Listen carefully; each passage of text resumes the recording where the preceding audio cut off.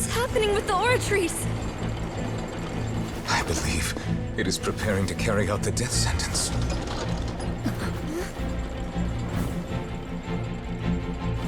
Furina!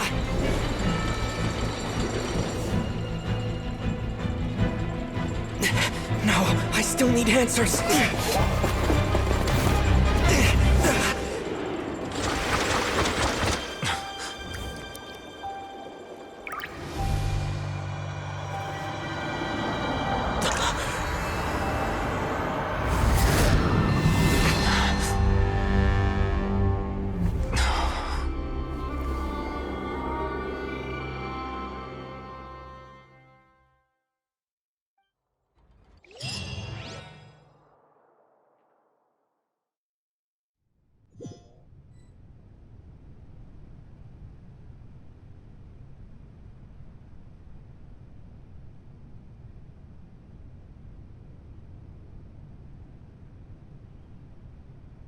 You...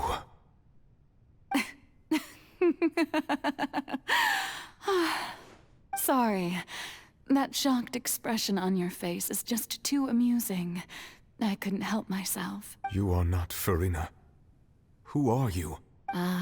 The sweet sound of bewilderment. Marvelous. A sure sign that my attempt to deceive everyone was a resounding success.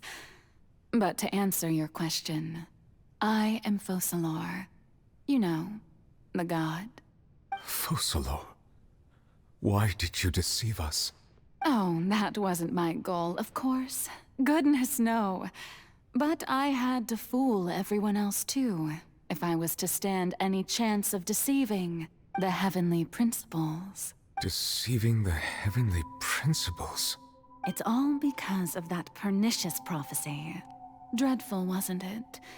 Everyone doomed to dissolve. Fontaine condemned to be flooded. One was not amused. In fact, one was positively bemused when that problem was thrust upon me by my dearest predecessor. That's the former Hydro Archon Egeria for the uninitiated. It hardly gets more disastrous than a preordained national catastrophe, now does it? She knew full well that the prophecy would surely come to pass. And as one of the seven, she also knew full well that one defies the heavenly principles at one's peril. So yes, as you have no doubt surmised, it was a rather impossible situation that I found myself in. I spent a terribly long time mulling it over, alone on the ocean floor. And I was almost growing barnacles by the time I finally realized there was only one possible solution to this confounding conundrum. I had to outwit the heavenly principles, allow the prophecy to be fulfilled, ostensibly at least, while saving everyone at the same time. I'm a genius, I know. I can only assume that's why Egeria chose me as her successor. Although, looking back now, it was hardly the inheritance one dreams of. Between the task of saving the nation, the quotidian duties of the Hydro Archon, and not to mention the original sin of creating a new race of humans, I dare say she left me quite a colossal mess to clean up. But one can only play the hand one is dealt. I did not choose this, any more than I chose to be one of her Oceanid familiars. So you were also once one of the Oceanids, transformed into a human by Egeria's hand. Yes, I was. I always dreamed of becoming human. And I still do, even now. In my eyes, to be human is to be part of the greatest opera ever known. After becoming a god, I separated my divinity from my body and spirit, leaving behind only a self that was as naive and bewildered as my past self on her first day as a human being. The me you see before you now is that divinity, and the human counterpart I left behind, I named Furina. She could feel joy, sorrow, and everything in between. She could be as vain and conceited, or as meek and vulnerable as she wished. Her strengths were of a kind only a human could possess, as were her shortcomings. But in my eyes, Furina's humanity was what made her perfect. She was perfectly human in every way. The person I always wanted to be. Anyway, so then I cursed her. All part of the plan, of course. The plan to deceive the heavenly principles.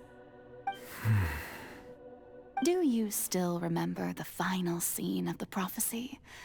The Hydra Archon, alone, weeping on her throne. In order that the prophecy might appear fulfilled, I invited Furina to be an actress, to play the part of the Hydra Archon in the prophecy. Under the curse I placed on her, so long as I, Focalor's divinity, continued to exist, she could not die. But nor was she free to live her life in the pursuit of happiness.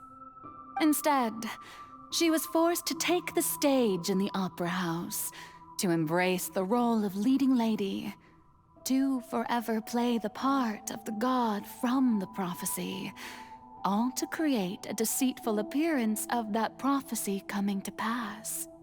I suppose now you probably understand why your court is called the Opera Epiclese.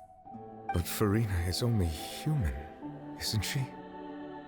Even though she has had a long life, her mind is no stronger than that of any other ordinary human being.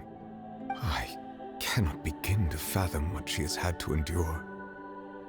It must have been torture for her. It has indeed. And although she is, in a sense, me in human form, I most definitely owe her an apology for it. It's been 500 years, and all along, she's been playing her part in the most unimaginably long, unbearably lonely, and agonizingly painful opera of all time. So even Furina doesn't know the truth? You've never once let her in on the full plan? Yes, it had to be done. To deceive the heavenly principles, you must first deceive yourself. She did very well. If she had let her resolve falter even once in these 5 centuries, Fontaine would have been doomed to the most tragic fate. It seems that trusting humanity was the right decision after all. I believe that I understand how your deception works, but that is only half the truth. How would you build on this foundation to save the people of Fontaine? That is the most important thing. Ah, good, good. Of course, the Iudex of Fontaine has pinpointed the crux of the issue. I'm sure you've long sensed that the Oratrice is no simple machine, yes? I've always suspected that it had its own consciousness. And Lenny did mention that he heard a human voice within the core chamber. It now seems that that person was you, hidden within the machine all along. Am I right? And then I became one with the Oratrice, taking Fontaine's gnosis with me. Yes, it would seem so, wouldn't it? Alas, your understanding of this device still lacks sufficient depth. In truth, it is no enactor of justice. It is, in fact, a device created to kill the god of justice. I beg your pardon? Oh, you have it. And to be more precise, not only will the Oratrice take down the god of justice, it will also take down the divine throne upon which she has been placed. I mean, did you think I would be the sort to enjoy peaceful repose while Furina suffered? My work over these last 500 years has been to constantly accumulate indemnitium within the Oratrice. But really, some have already discovered that only a small fraction of the energy generated by the device was ever used to provide power to Fontaine. The vast majority had to be accumulated. to enact this death sentence. It was all a part of your plan, then? Both the trial and the sentence? Indeed. This power, accrued over 5 centuries, could have sustained Fontainians for millennia, had it only been used for that purpose. Almost all of it has now been stored within the Oratrice. But only power of this magnitude could hope to destroy the Hydro Archon's divine throne, shaking the rules established by Celestia, and breaking through the institution that is the Seven. So the Oratrice's call for death was for neither Furina nor Focalor, but for the Hydro Archon. The destruction of that divine throne. If I do not misunderstand your intent, you must be... Returning what's rightfully yours to you, of course. In other words, this was all done to return the authority of the Hydro Archon to the Hydro Dragon of this planet. But...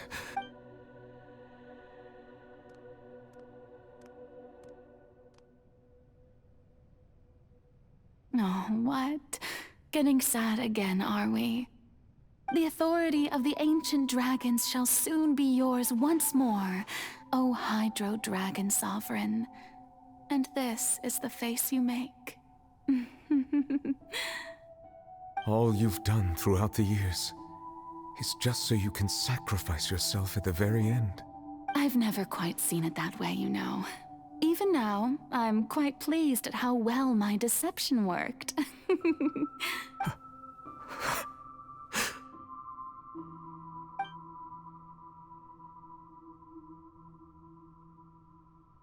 Hydro Dragon,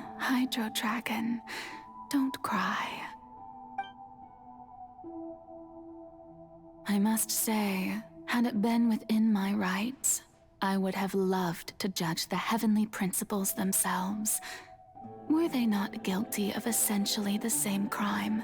Egeria stole the power of the primordial sea, and the heavenly principles stole the power you ancient dragons possessed. I, for my part, am the god of justice. And is it not just that your original powers should be returned to you? Speaking of justice, I have always believed that justice lies in the process of pursuing human existence itself. So, if the theft of the primordial sea's might was Fontaine's original sin, then, leaving matters of procedural right and wrong aside, the descent of the Fontainians as humans and their right to exist in this world would be Fontaine's original justice. In other words, existence was Egeria's justice, and to me, justice is the continuation of that existence, defying the prophecy and ensuring that Fontaine's people shall live on. That should be the justice enthroned over all others. At this point, we, whether it be myself or all other Fontainians, have shouldered the burden of this sin for far too long. Iudex Neuvillette, the highest judge in our land, when you regain your full power as an elemental sovereign, what verdict shall you pass upon us? So when I was invited to the court of Fontaine to serve as Iudex, I see now that that was your idea too. At last. I now understand the true purpose behind this position. In the beginning, I was uninterested in human existence. But these 5 centuries of living alongside them have gradually brought about mutual understanding between us. And I have even attempted to feel as they feel. You are a devious one, Focalor. Things being as they are. Surely you know that I could never declare them to be guilty.